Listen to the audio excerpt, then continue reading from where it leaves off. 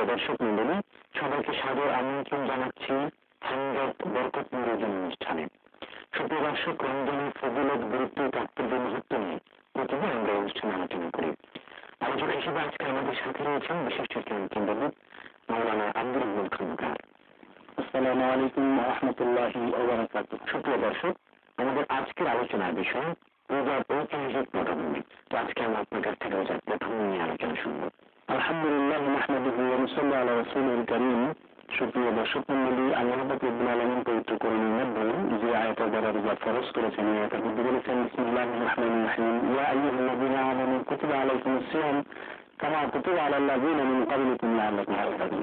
মূলত এই আয়াতের মধ্যে আল্লাহ রাব্বুল আলামিন কিন্তু মাহ রমজানের ঐতিহাসিক পটভূমি বর্ণনা করেছেন। তবে পুরো আয়াতের মধ্যে আল্লাহ তাআলা চারটি বিষয় অবতারণা করেছেন। প্রথম বিষয়টি হলো ইয়া আইয়ুহাল্লাযীনা আমানু, হে ঈমানদারগণ, যারা আল্লাহর প্রতি বিশ্বাস স্থাপন করেছে তাদের উপরে আল্লাহ রোজা ফরজ করেছেন। সুতরাং কোন মানুষ ব্যক্তিগত জীবনে তার স্বাস্থ্যের উন্নতি কল্পে অথবা স্বাস্থ্য ভালো থাকার জন্য যদি সে উপবাস করে, তাহলে শারীরিকভাবে লাভবান হওয়ার জন্য যদি খাদ্য বা পানাহার ত্যাগ করে থাকে, এটার দ্বারা সে নিজের ব্যক্তিগত লাভবান হবে। কিন্তু আল্লাহ রাব্বুল আলামিন এই রোজার যে ফজিলত বা বরকত ঘোষণা করেছেন এবং আল্লাহ রাসূল সাল্লাল্লাহু আলাইহি ওয়াসাল্লাম রোজার ফজিলত এবং বরকত ঘোষণা করেছেন, এর থেকে বিবঞ্চিত হবে। যেটা লাভবান নয় এমন ব্যক্তি এর থেকে বিবঞ্চিত হবে। সুতরাং রোজা ফরজ করা হচ্ছে ঈমানদার ব্যক্তি, প্রথম কথা। দ্বিতীয় কথা হলো কুতিবা আলাইকুমুস সিয়াম, এটা হলো রোজা ফরজ করা এবং শুধু তোমাদের উপর পবিত্র মাহ রমজানের রোজা এটা হলো আমাদের উপরে রোজা ফরজ করে দেওয়ার যে বিধান, এই বিধানটুকুর কথা। তৃতীয় কথা হলো ঐতিহাসিক পটভূমি, কামা কুতিবা আলাল লাযীনা মিন ক্বাবলিকুম, একটু ব্যাখ্যা এবং পেছনে একটু ইতিহাসের অবশ্যই আমরা বলবো যে এখানে আল্লাহ রাব্বুল আলামিন বলেছেন যে তোমরা যদি ধারণা করে থাকো যে শুধু তোমাদের উপরে রোজা ফরজ করা হয়েছে, এরকম ধারণা করার কোনো সুযোগ নেই। একই আয়াতের মধ্যে আল্লাহ ঐতিহাসিক পটভূমি বর্ণনা করে দিলেন, তোমাদের পূর্ববর্তী যারা ছিলেন তাদের উপরে কিন্তু এই রোজা ফরজ ছিল, অথবা কোনো সম্প্রদায়ের ফরজ না হলেও তারা রোজা রাখতেন। আর শেষ অংশে বলেছেন লাআল্লাকুম তাত্তাকুন, যদি তোমরা রোজা পালন করো তাহলে আল্লাহ রাব্বুল আলামিন তোমাদেরকে তাকওয়া দান করে দিবেন, আল্লাহ ভীতি তোমাদের মধ্যে দিবেন।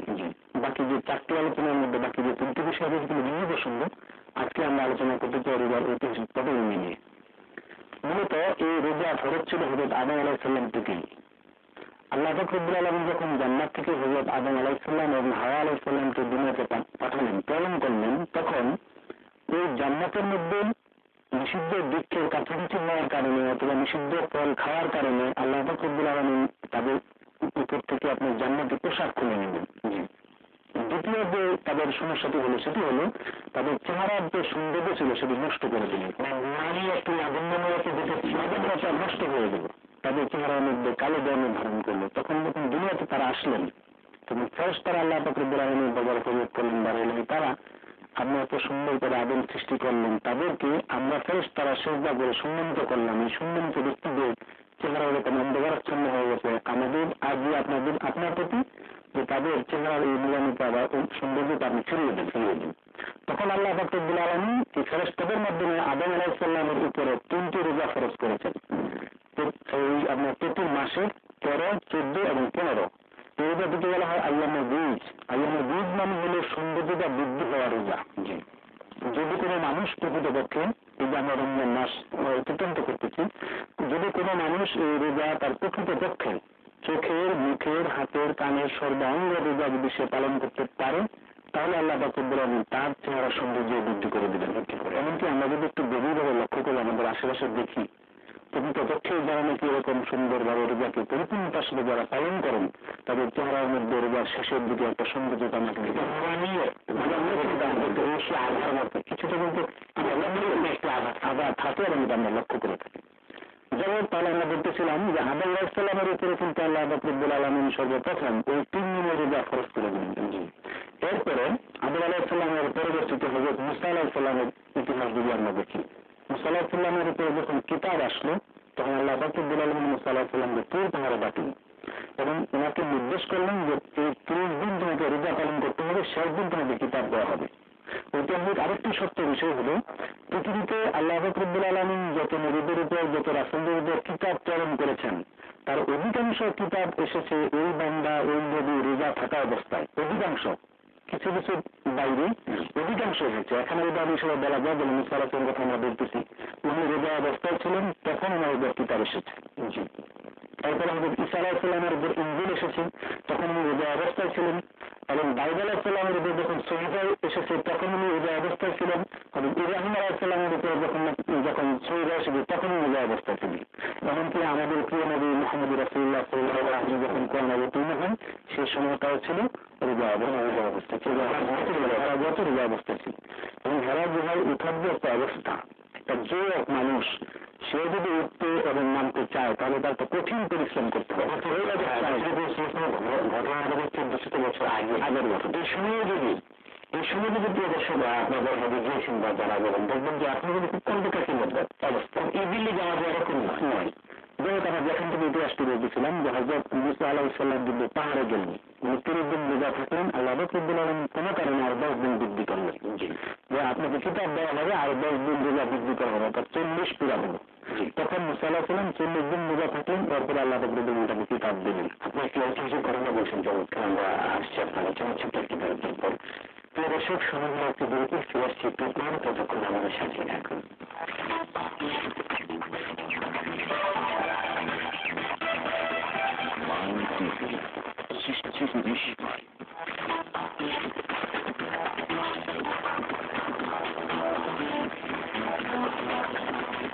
দর্শক মন্ডলী, বিরতির পর আবার আমন্ত্রণ হামদের বরকত নবী অনুষ্ঠানে।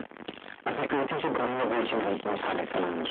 জি, মুসা আলাইহিস সালাম 40 দিন যখন রোজা অতিবাহিত করলেন তখন আল্লাহ রব্বুল আলামিন তাওরাত কিতাব দিয়ে দিলেন। এরপরে মুসা আলাইহিস সালামের 40 দিনের রোজা কিন্তু পুরো সম্প্রদায়ের উপরে ফরজ ছিল না। মুসা আলাইহিস সালাম যেদিন বন্দীদের হাত থেকে, ফেরাউনের হাত থেকে রক্ষা পেলেন, অর্থাৎ মুসা আলাইহিস সালামের সম্প্রদায়কে ফেরাউন আক্রমণ করে পেছন দিক থেকে, মুসা আলাইহিস সালাম এই নদী পার হয়ে গেলেন, ফেরাউন তার পেছনে পেছনে এই নদীর উপরে উঠার পর নদীতে ফেরাউনের যখন শরীর সমাধি হয়ে গেল তখন মুসা আলাইহিস সালাম ওই পারে যাওয়ার পরে একদিন রোজা রাখলেন। ওই একদিন শুক্রিয়াদান রাখলেন। এই রোজাটি ছিল মূলত আপনার ওই সম্প্রদায়ের উপরে ফরজ রোজা, এবং তারা ওই সম্প্রদায়ের সকলে ওই রোজাটি রাখতেন। তারপরে হযরত দাউদ আলাইহিস সালামের ইতিহাস যদি আমরা দেখি, দাউদ আলাইহিস সালাম প্রতিদিন প্রতি বছরের 6 মাস রোজা রাখতেন এবং 6 মাস রোজা আপনার ভঙ্গ করতেন। কিভাবে? একদিন রোজা রাখতেন, একদিন ভাঙতেন, একদিন রোজা রাখতেন, একদিন ভাঙতেন, এভাবে রোজা রাখতেন। তারপরে আমাদের দাউদ আলাইহিস সালামের পরবর্তীতে যদি আমরা দেখি যে ঈসা আলাইহিস সালাম, তিনি 40 দিন রোজা রাখতেন এবং ওনার অনুসারীরা 40 দিন রোজা রেখেছেন। এবং বিভিন্ন সময় আমরা বিভিন্ন নবীদের কিছু রোজা এরকম দেখি যে রোজাগুলো আসলে ওনারা ফরজ হিসাবে রাখেন না, কিন্তু আল্লাহর পক্ষ থেকে শুধু ওই নবীর জন্য ফরজ করে দিয়েছেন। যেমন হযরত আপনার মরিয়ম আলাইহিস সালামের রোজা, ওনাকে রোজা রাখার জন্য নির্দেশ করা হয়েছিল, এবং হযরত জাকারিয়া আলাইহিস সালামের রোজা, ওনাকে সন্তান আপনার আল্লাহ রাসূল সন্তান যখন উনি চাইলেন তখন আল্লাহ রব্বুল আলামিন ওনাকে 3 দিনের জন্য রোজা রাখার কথা বললেন, 3 দিন কথা বন্ধ রাখার কথা বললেন। এটা বিশেষভাবে ওনার জন্য রোজা দেওয়া হয়েছিল। শুধু তাই নয়, আপনার আমরা দেখি যে রাসূলুল্লাহ সাল্লাল্লাহু আলাইহি ওয়াসাল্লামের পূর্ব পর্যন্ত এই পুরা সম্প্রদায়ের মধ্যেই 10ই মুহররম একটা রোজা রাখার প্রবণতা লক্ষ্য করা যায়। বিশেষ করে আল্লাহ রাসূল বলছেন যে 10ই মুহররমে আইয়ামে জাহিলিয়াতের সময় সকলে রোজা থাকতে। এর কারণ কি?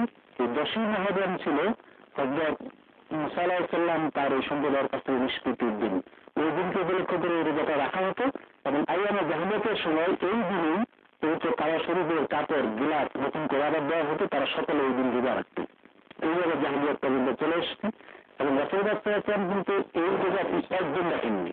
তিনি বলেছেন তাদের সাথে রোজার পার্থক্য করার জন্য তোমরা 2টি রোজা রাখো। যেমন রোজার মধ্যে সেহরি, এটি হলো কি যে অন্যান্য ধর্মের ব্যক্তিদের সাথে আমাদের ধর্মের রোজার পার্থক্য হলো সেহরি খাওয়া। তারা সেহরি খান না আর আমরা সেহরি খাই। আর ততদিন পর্যন্ত ততদিন পর্যন্ত রোজাদাররা বিজয়ী থাকবে, যতদিন পর্যন্ত তারা তাড়াতাড়ি ইফতারি করবে। অন্যান্য ধর্মের লোকেরা ইফতারিটা দেরি করে করে, ইফতারি যখন আজান হয়ে যাবে তখন সাথে সাথে ইফতার করে। এরপরে আমাদের উপরে কিভাবে রোজাটা আসলো? রাসূলুল্লাহ সাল্লাল্লাহু আলাইহি ওয়াসাল্লাম যখন মক্কা থেকে মদিনায় হিজরত করলেন 2য় হিজরি সনে শাবান মাসে আল্লাহ রাব্বুল আলামিন রোজা ফরজ করে দিলেন। এবং এই 2য় হিজরি সনেই কিন্তু রাসূলুল্লাহ সাল্লাল্লাহু আলাইহি ওয়াসাল্লাম এবং মক্কার কুরাইশদের সাথে একটি যুদ্ধ সংঘটিত হয়েছিল। এই যুদ্ধটির নাম বদরের যুদ্ধ। মাত্র 313 জন সাহাবী নিয়ে আল্লাহ রাসূল সাল্লাল্লাহু আলাইহি ওয়াসাল্লাম এই বদরের যুদ্ধে 1000 সৈন্যের সাথে জয়লাভ করেছেন। অসত্যের জয়, এই যেটি সর্বপ্রথম জয়টি কিন্তু রমজান মাসে, ইসলামের প্রথম জয় আমরা রমজান মাসে কিন্তু লাভ করেছিলাম। এটি ছিল সত্যই রমজান। এবং আরেকটি ঐতিহাসিক প্রকারের দিকে আমরা পর্যালোচনা দেখতে পারি যে আপনার অষ্টম হিজরিতে যখন আল্লাহ রাসূল সাল্লাল্লাহু আলাইহি ওয়াসাল্লাম মক্কা বিজয় করেছেন, ওই সময় ছিল রমজান মাস এবং সেটি ছিল 21শে রমজান। সুতরাং রাসূলুল্লাহ সাল্লাল্লাহু আলাইহি ওয়াসাল্লামের ঘটনাটি, সুতরাং রাসূলুল্লাহ সাল্লাল্লাহু আলাইহি ওয়াসাল্লামের জীবনের সর্বপ্রথম জয়, অর্থাৎ মুসলিম উম্মার জীবনের সর্বপ্রথম বিজয় এবং মুসলিম উম্মার জীবনের রাসূলুল্লাহ সাল্লাল্লাহু আলাইহি ওয়াসাল্লামের জীবনের সর্বশেষ বিজয়, এই দুটি বিজয় কিন্তু রয়েছে মাহে রমজানের সঙ্গে। এবং ইতিহাস পর্যালোচনা করলে আমরা দেখতে পাই যে মুসলিম যে সমস্ত শাসকবৃন্দ ছিলেন তাদের মধ্যে অধিকাংশ সময় বিজয়গুলো হয়েছে রমজান মাসে। অবশ্যই। সুতরাং এই যে রমজান মাসের একটি ধারাবাহিকতা, এই যে রমজান মাসে একটা ঐতিহাসিক পটভূমি আল্লাহ রাব্বুল আলামিন এখানে বলেছেন যে শুধু তোমাদের উপরে রোজা খরচ করা হয় নাই, তোমাদের পূর্ববর্তী যারা ছিল তারা কুতুবা আল্লাহ ভাবুন তোমাদের পূর্ববর্তীদের উপরে কিন্তু রোজা খরচ করা হয়েছে। মানে তোমাদের ঘাবড়ানো পুরো বিষয় আমরা কি হবে সেটা সময় ধরেন যদি বিষয়টা এরকম হয় যে সর্বপ্রথম আমাদের উপরে চাপিয়ে দেওয়া হলো, তাহলে এই প্রশ্নটা তুলতে পারে যে এরকম একটা বিষয় শুধু আমাদের উপর কেন চাপিয়ে দেওয়া হলো, অন্য বলিদের উপর ঘটনার বিষয় থাকতে পারে। যেমন একটি সুন্দর পয়েন্ট আপনি বলেছেন যে শেষ যে অধ্যায়টি মানে রোজা আমাদেরকে তাকওয়া অর্জন করার জন্য সুযোগ করে দিয়েছেন। এবছর কিন্তু এরকম তাকওয়া অর্জনের সুযোগ আমাদের এসে গেছে, কারণ বিগত 24 বছরের মধ্যে রোজা এত দীর্ঘ সময় হয়নি।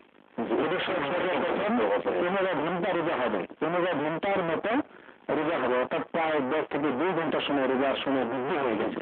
তাছাড়া আবহাওয়ার যে উষ্ণতা সবকিছু মিলিয়ে কিন্তু তাকওয়া অর্জনের সর্বশ্রেষ্ঠ একটি মাস কিন্তু আমরা অতিক্রান্ত করছি। আমাদের সকলকে খুব আরামের সাথে রোজা রাখতে পারছি। আমি এছাড়া শুধু তাই নয়, আপনার ইফতারের সময় ইফতারিটা খাওয়ার যে বিষয়, সেটা কিন্তু 3টি কারণে রাসূল বলেছেন যে ফাসতাহু ফাইন্নাহু বারাকাতুন, তোমরা সেহরি খাওয়ার মধ্যে বরকত রয়ে গেছে।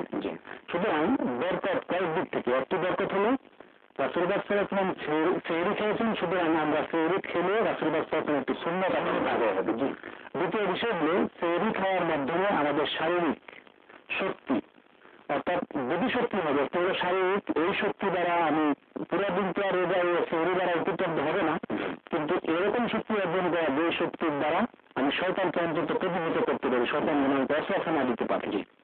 আর তৃতীয়টি হলো অন্যান্য ধর্মের ব্যক্তিদের সাথে আমাদের রোজার পার্থক্য হলো তারা রোজা অবস্থায়, তারা রোজা থাকা অবস্থায় সেহরি খান না, কিন্তু আমরা রোজা থাকবো আল্লাহ রাসূলের সুন্নাত অনুযায়ী আমরা সেহরি খাবো। সুতরাং আমাদের এই ঐতিহাসিক পটভূমির দিকে লক্ষ্য করে শুধু এই রোজা আল্লাহ রাসূল সাল্লাল্লাহু আলাইহি ওয়াসাল্লামের উপর ফরজ, আমাদের উপরে ফরজ, এটা মনে না করে আদম আলাইহিস সালাম থেকে শুরু করে আমাদের সর্বপ্রথম পিতা আদি পিতা হতে আদম আলাইহিস সালাম এবং প্রথম নবী আল্লাহর প্রথম সৃষ্টি, সুতরাং ওনার থেকে শুরু করে মুহাম্মদ সাল্লাল্লাহু আলাইহি ওয়াসাল্লাম পর্যন্ত সমস্ত নবীরাই ইবাদতটি করেছেন, আমলটি করেছেন। সুতরাং শুধু আমাদের নবী হযরত মুহাম্মদ সাল্লাল্লাহু আলাইহি ওয়াসাল্লামকে অনুসরণ করে অথবা আল্লাহর পক্ষ থেকে ফরজ হিসাবেই নয়, সকল নবীদের যে একটি আপনার ঐতিহ্যবাহী একটি আবাদত, ঐতিহ্যবাহী একটি আবাদত হচ্ছে রমজান এবং রোজা। এই রোজাকে আমরা সুন্দরভাবে সঠিকভাবে এবং ঐতিহাসিক আপনার এই বিষয়গুলো বিশ্লেষণ করে আমরা যেন সুন্দরভাবে রোজা পালন করতে পারি। সকলকে রোজা রাখার, ভালো করে রোজা রাখার এবং আপনার যে আলোচনা করেছেন সেই আলোচনাকে অনুভূতিকে কেন রোজা রাখার দরকার জ্ঞান করুন। সুপ্রিয় দর্শক, অনুষ্ঠান একেবারে শেষ প্রান্তে উপনীত হয়েছি। ইনশাআল্লাহ তাআলা আগামী আপনাদের চমৎকার আরো সুন্দর বিষয় নিয়ে আমরা আলোচনা করবো আমাদের যে আলোচনার সাথে। সে পর্যন্ত ভালো থাকুন, সুস্থ থাকুন। আসসালামু আলাইকুম ওয়া রাহমাতুল্লাহি ওয়া বারাকাতুহু।